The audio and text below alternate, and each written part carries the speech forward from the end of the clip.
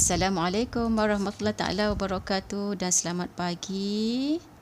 Sekejap ya, saya ada nak buat sedikit setting untuk nak pastikan lebih ramai orang yang boleh nampak lah saya punya perkongsian ni.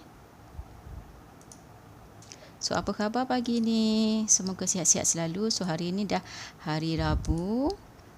Semoga tuan-puan dalam rahmat ilahi lah. Okey, rahmat ilahi. Dan juga kita diberkatilah selalu. Apa yang kita buat sebenarnya kita nak menuju ke arah kita nak mati nantilah. Kita nak mati. So itu kehidupan kita yang terakhir lah. Itu kehidupan kita yang kekal abadi.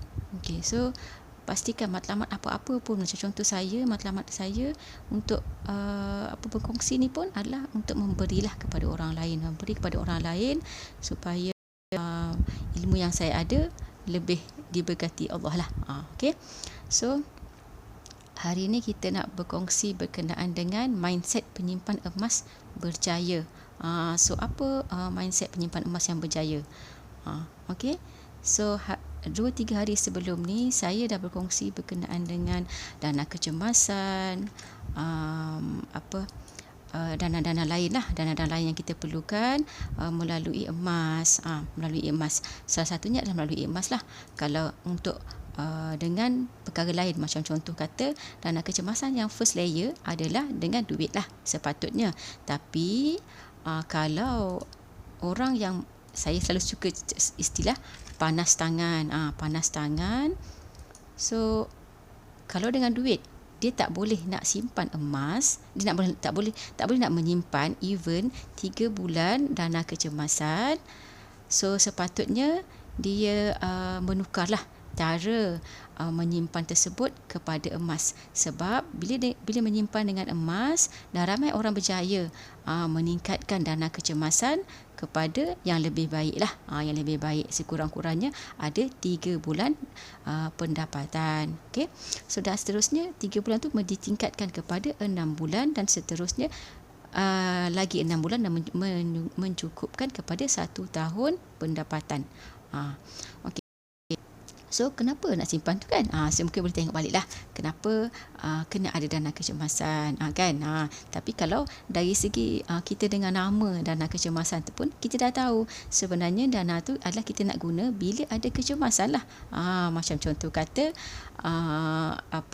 anak masuk wad ke kan, mungkin perlukan duit yang banyak sedikit. Sebab contoh kata bila masuk wad ni banyaklah perbelanjaannya yang akan incur. Mungkin kata kita masuk wad kerajaan, tapi perbelanjaan untuk kita nak menjaga di situ, mungkin kalau contoh maknya menjaga, ayahnya ada kat rumah jaga anak-anak lain, so akan incur kat situlah. Mungkin ayahnya tak biasa masak, so nak beli setiap hari nak kena beli makanan dekat luar.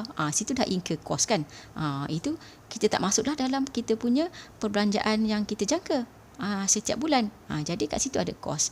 Macam contoh kata tiba-tiba je kereta kita dilanggar kan, so sedikit saja. Kalau kita ambil kita claim insurance kan, so mungkin kita hilang NCD. So macam sayanglah kat situ. So mungkin sedikit tu kita nak gunakan kita punya dana kecemasan lah untuk nak baiki. Macam contoh kereta saya dalam minggu lepas ada sedikit kerosakan, so saya nak baiki benda tu. So saya kena gunalah dana kecemasan saya untuk nak baiki kereta saya tu. Okay. So itu antara contoh-contoh lah. Tapi banyak lagi contoh lain untuk dana kecemasan ni. Tapi maknanya kita kena ada dana kecemasan. Tapi surprisingly lebih daripada 70% orang Malaysia tak ada, bukan kata dana kecemasan 3 bulan gaji, tak ada simpanan walaupun 1,000. Okay. So sebab tu saya kira macam berhasrat lah nak menyampaikan ilmu ini supaya lebih ramai orang yang ada at least dana kecemasan. Dana kecemasan. So kalau dalam simpanan emas ni, berapa gram emas yang sebaik-baiknya yang kita perlu ada untuk nak memastikan kita adalah dana kecemasan yang mencukupi. Maknanya sehingga 1 tahun pendapatan. So saya sarankan 200 gram. 200 gram. So dalam 50,000 lebih lah sebenarnya dia punya nilai dia. Kalau dari segi harga semasa lah. So harga semasa contoh hari ni 262 dalam 25,000, 52,000, 53,000 macam tu. So kalau tinggi, kita ada 53,000 dana kecemasan. So alhamdulillah lah kan, apa-apa berlaku pun insya kita bolehlah menghadapinya. Kalau contoh kata dibuang kerja ataupun gaji kita potong contoh 30%, so kita boleh guna benda tu lah sementara kita mencari dana-dana, kita mencari income replacement ataupun income lain dah sebagai tambahan.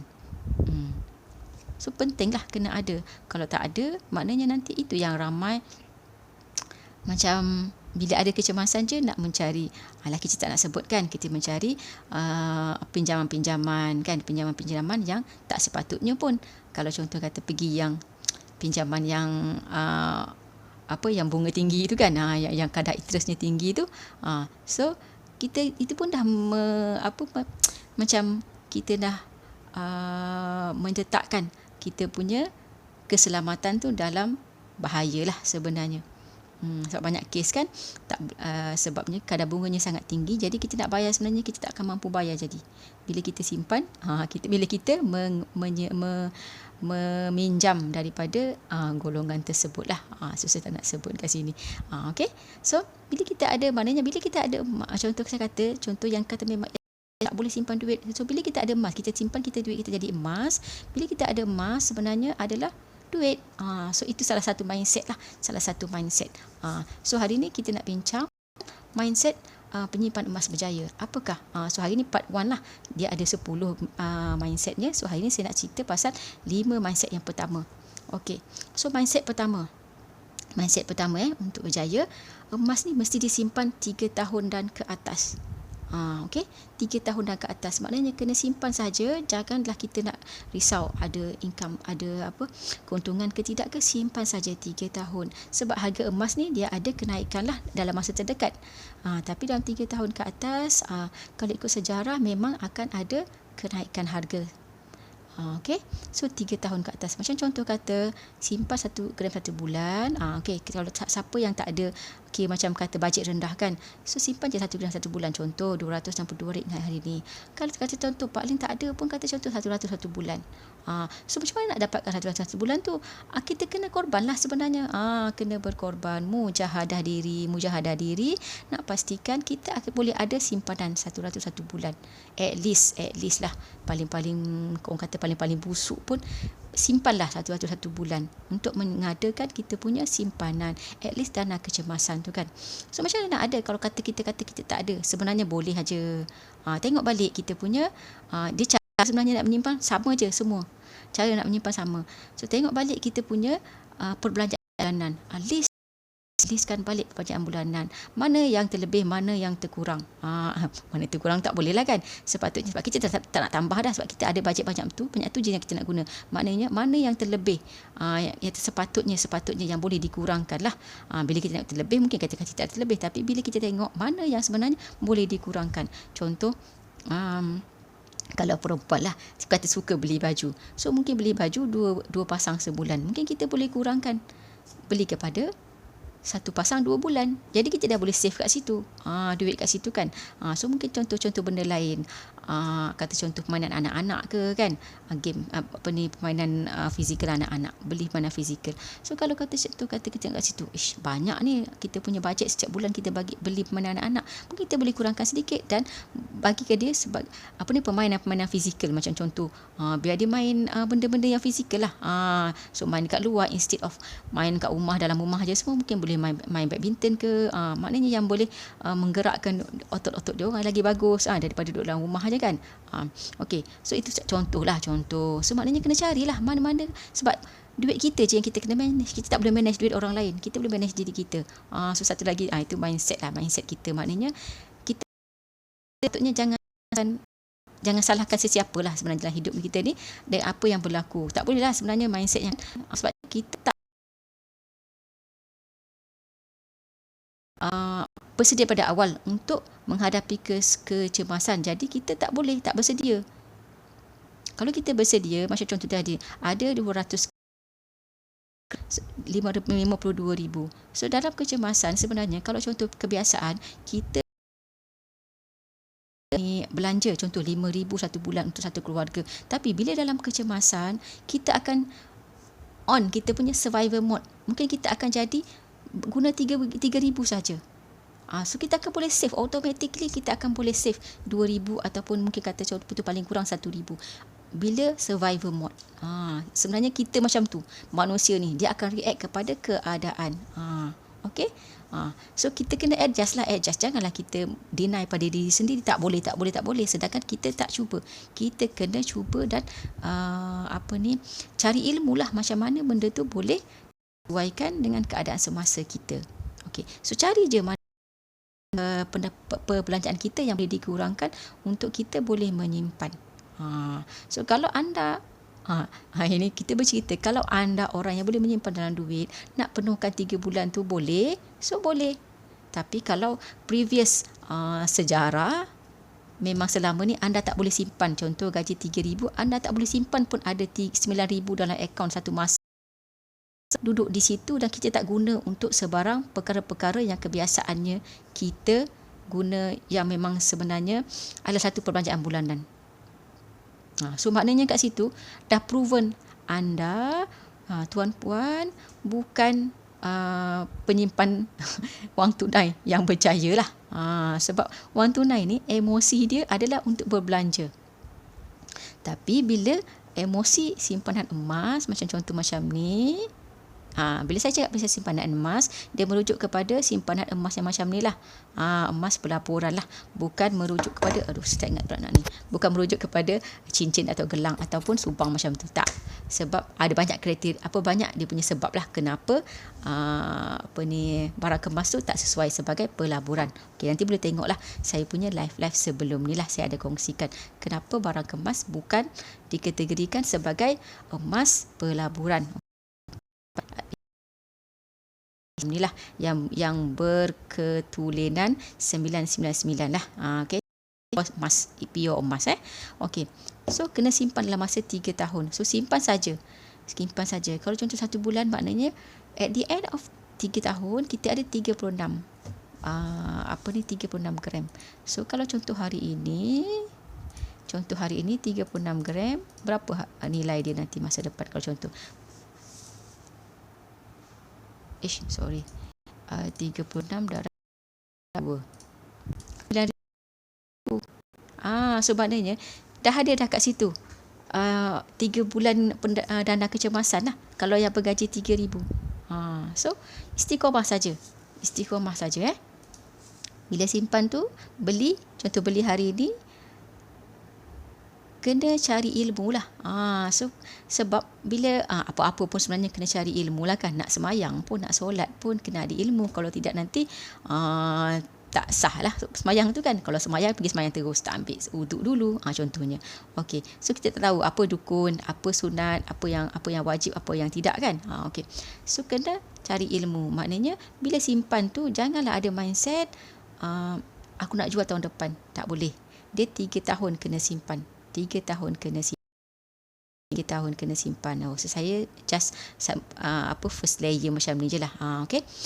3 tahun kena simpan saja tahun at least. So dapat 36 gram kalau istiqomah simpan 1 gram 1 bulan. Kalau tapi ikut pengalaman ramai penyimpan emas lain, bila dia dah mula menyimpan 1 gram, contohnya menyimpan 1 gram, bukan beli fizikal lagi pun, beli yang dalam akaun emas. Sebab public gold menyenangkanlah sekarang. Kalau dulu saya beli, kena beli macam ni terus. Ini lebih kurang harga, so saya kena beli macam ni terus. Ada 10,000 baru boleh beli. Tapi sekarang public gold menyenangkan. Siapa-siapa yang nak menyimpan boleh simpan 100 1 bulan atau minima, ataupun yang kata nak contoh 1 gram, so RM260 kalau tu nanti banyak dia ada macam orang kata bank jugalah, dia ada nilai minima kena ada dalam tu baru boleh keluarkan. Macam contoh ada 6 gram boleh keluarkan yang 5 gram macam ni. Ini 5 gram lebih kurang lah, 5 gram bunga emas. So boleh keluarkan yang macam ni bunga emas ni. Cantik, belakang dia gambar batik. Okey, so boleh keluarkan macam tu. So maknanya bila ada boleh keluarkan. Dia sebenarnya bila beli Macam ni lah. Contoh dah ada 6 gram. Contoh yang simpan 1 gram 1 bulan. Ada 6 gram maknanya dah 6 bulan simpan. Ada 6 gram, keluarkan 5 gram. Lepas tu simpan. Tapi bila dah dekat tangan tu, dia tengok sebab emosi dia. Emosi. Bila kita tengok duit, macam contoh kita tengok duit RM50 macam ni kan. Contoh kita tengok duit macam ni. Kita tengok duit. Kita fikir apa? Shopping lah kan. Mesti nak membeli lah biasa. Biasa sebab saya pun macam tu. Bila ada duit sebenarnya saya nak membeli. Okey. So kenapa? Kenapa ramai orang tak berjaya simpan duit? Sebab memang macam tu. Sebabnya memang orang yang ada duit, dia akan emosi dia nak habiskan duit tu untuk nak membeli barang-barang. Semalam saya ada share lah berkenaan dengan bila rasa berduit ni. Bila rasa berduit. Kenapa kita kena hilangkan rasa berduit tu?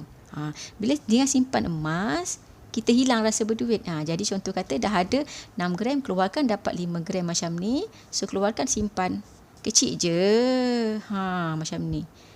Dekat jari saya satu ruas je. Satu ruas jari saja.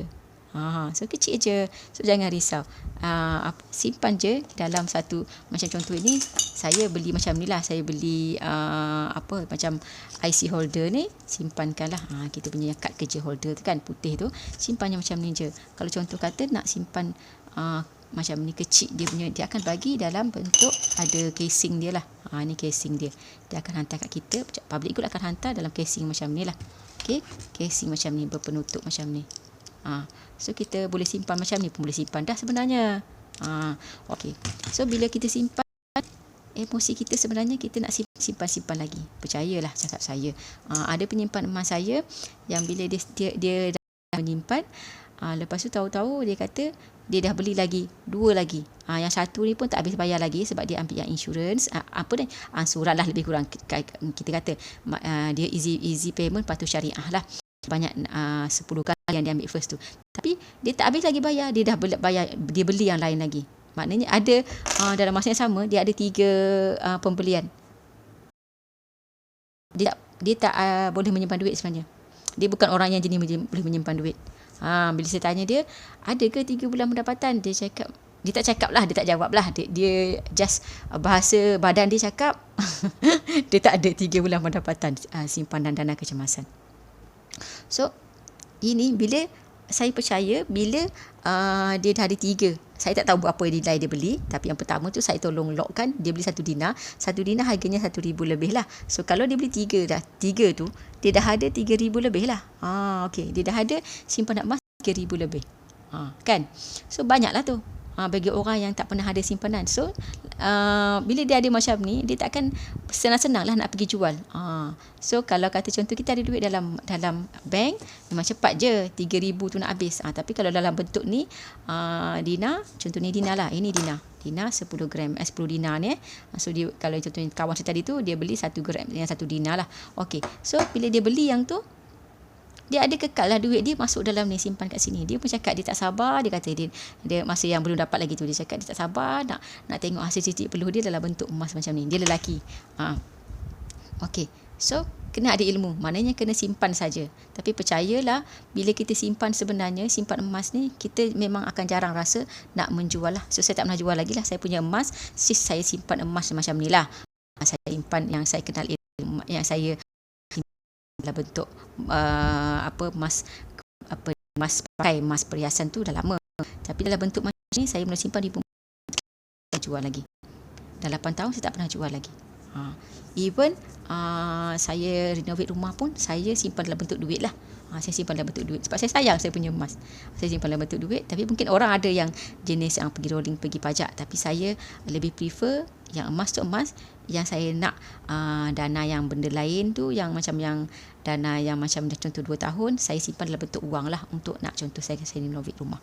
Okay, so satu lagi adalah mindset dia adalah bila kita ada emas, mindset kita adalah kita ada duit. So jangan risau kita tak ada duit. Sebenarnya bila kita ada emas, kita ada duit. Bila kita ada emas, kita ada duit. Kenapa saya kata macam tu? Even duit yang bentuk lagi lebih baik. Sebab kita ada duit yang kita susah nak keluarkan dia. Susah. Emosi kita susah kita nak belanjakan dia lah. Bukan susah nak keluarkan. ayat saya tadi tu tak berapa nak cantik. So bukan kita nak keluarkan, sebenarnya kita senang aja nak keluarkan. Kita boleh pergi arahnukan dia, masuk asrama orang kata, arahnukan dia, dan kita boleh dapat duit secepat 15 minit ke setengah jam. Tapi kena ada ilmu lah, maknanya keadaan mana kita kena pajak, keadaan mana kita kena jual. So contoh kata kita tak nak pajak pun, macam contoh kita ada kecemasan dah malam, ada kecemasan malam. Contoh yang ini 5 gram ada dalam berapa harga hari ini Kalau contoh hari ini 5 gram hari ini dalam 5 gram hari ini dalam 1,300 lah. Okey, harga dia 1,300. So 1,300, contoh kata kita ada kecemasan lah. Contoh kita ada kecemasan, kita nak guna duit. Contoh nak guna duit 500. Kita boleh aja kan bawa ni pergi jumpalah adik kita ke, kakak kita ke,